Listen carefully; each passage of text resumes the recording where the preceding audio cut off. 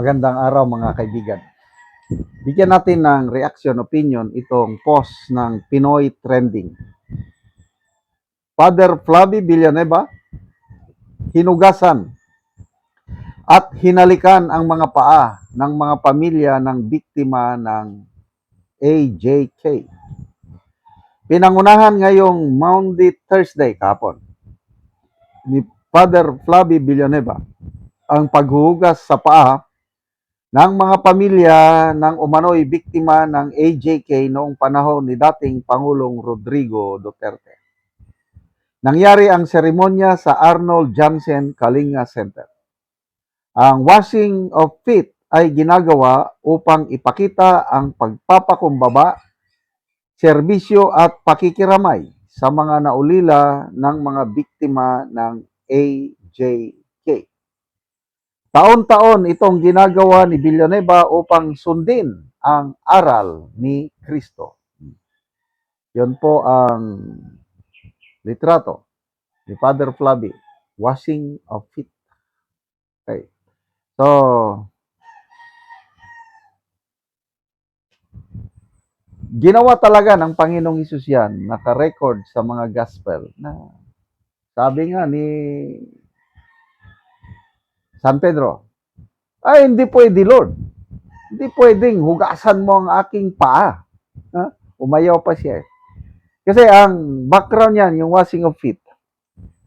Nung panahon ng Panginoong Hesus, wala pang mga simentadong kalsada. Naglalakad yung mga iba lang, may kabayo, yan. Minsan may karwahe siguro. Yun lang. But karamihan, they just walk. At yung mga ano nila, walang sapatos. Yun ako, wala ring medyas. Sandals. Meron. Kaya marumi talaga ang paa ng mga tao at yung paghuhugas ng paa talagang importante para sa kanila noon. At ang Panginoong Hesus, sabi niya, ako ang inyong teacher, ako ang inyong Lord, and it is right. But gagawin ko ito to set the example for you. Ang nakita kong lesson dito sa washing of feet is servant leadership. Ang Panginoon, siya ang Lord, siya ang teacher, kailan nagpakumbaba siya para hugasan ang maruming paa ng mga disipulo niya. Servant leadership. So anong application yan sa buhay natin? Okay, maalala ko pa, nung Revolutionary War sa US, nung gusto ng 13 colonies, wala pang US noon, under sila ng Great Britain, gusto nilang humiwalaw, kaya lumaban sila, revolusyon.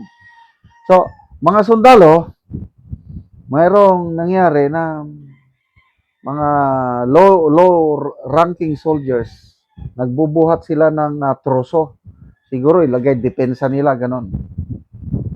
Fortification ng defense. So mayroong sarhento doon, nakaganon, sigaw ng sigaw. Yeah, Donis, go there. So hirap na hirap yung mga private soldiers na nagawak. So meron ding isang tao doon na civilian lang, hindi kilala. So yung tao na yon, kinausap niya yung sarhento. Why you just keep their barking orders? Bakit hindi mo sila tulungan? Sabi ng tao, no, it's not my job to carry those flags. I am a sergeant. Mine is just to give orders. No, is that so?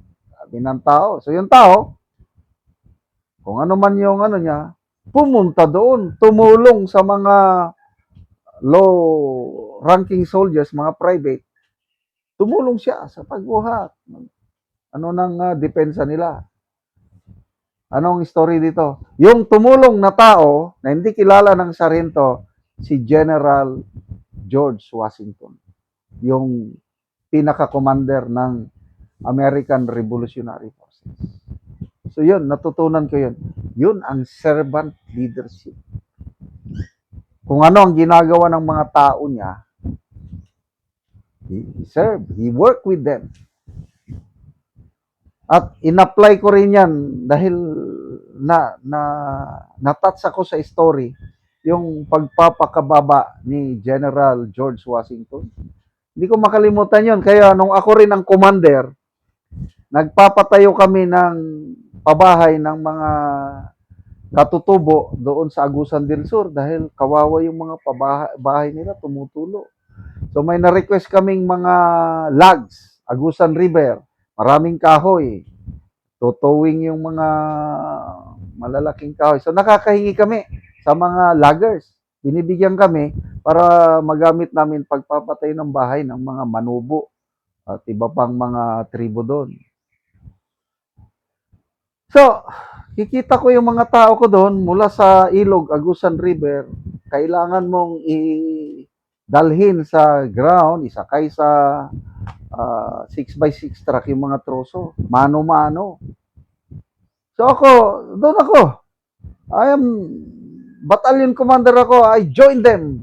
Dahil gusto kong sundin, una, ang Panginoong Isus, servant leadership nga, gusto ko ring sundin yung ginawa ni General George Washington. Mamaya may mga bisita, hinahanap. Nasaan si Colonel Macanas? I don't know kung bakit nila ako hinahanap. Mamaya, tinuro sila ng, yun no, si Sir, nandun sa ilog. Kasama ko na nagtutuklod, tapos sa pasanon yung mga nasyak yung mga bisita ko. Dahil ako, gumagawa mismo doon. Yun ang servant leadership. Tatay Digong, mayor siya.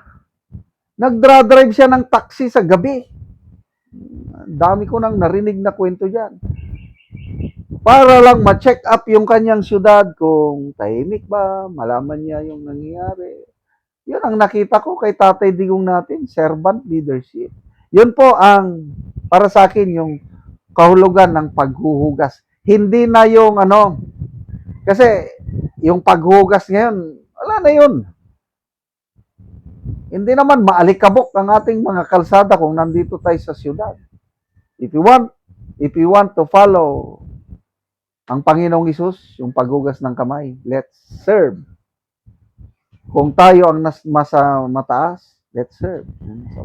Kaya ang leadership ng Panginoon, kung sino sa inyo ang greatest, should be their servant. Di ba? Ganon ang sabi niya. So, ang Tatay Digong natin, yan ang nakita kong may puso, servant leadership. And I believe si BP Sara yan din. Ang nakaupo ngayon, administrasyon, wala. Happy lang sila. Wala akong nakikitang servant leadership sa mga nakaupo ngayon. Kaya, hirap na hirap tayo. Ang kanila, male-maleta lang. Gusto nilang alam nyo na, kaya dito, corruption kaliwat kanan dahil walang servant leadership sa kanila. Salamat mga kaibigan sa inyong pagsubaybay sa ating channel. Nakakatulong kayo ng malaki sa tribong Talandig ng Bukidnon dahil ang sweldo natin sa channel na ito is pantulong po sa tribo. Namimigay tayo ng libreng yero at pako para makapagpatayo sila ng mas maayos na tirahan. Panoorin nyo ang video na ito. Muna po ni ang natagan og yero. Salamat kayo sa kuan sin nga gipangatag sa tanan po. Salamat sa Ginoo. Karon kaya pa mo kabalay kay nagluom ra ko sa akong kuan ugangan. Kaya tayo ko karon makabalay sa gihatag nga sin. Karon nagpatindog na siya og bagong balay. Muna ni siya ang natagaan na mogero.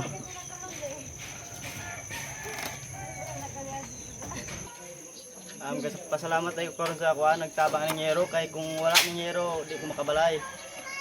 Usa pa pasalamat sa kuan ning video karon sa mga viewer namo dia karon. Ta suportahan ninyo. Makasalapi sila ni.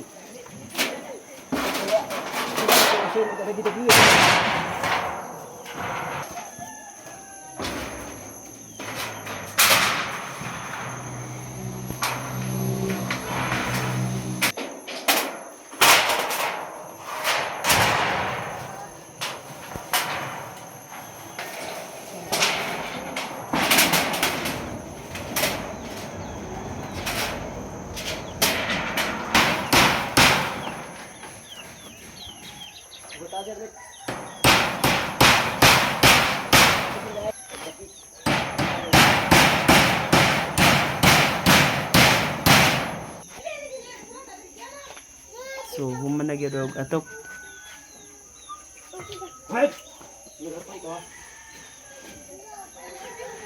Nindot na gyud nga tan-awon. Og salamat kay nakabalay na ako karon. Salamat po sa video. Og salamat sa video og salamat sa nag-sponsor aning Yero. Salamat.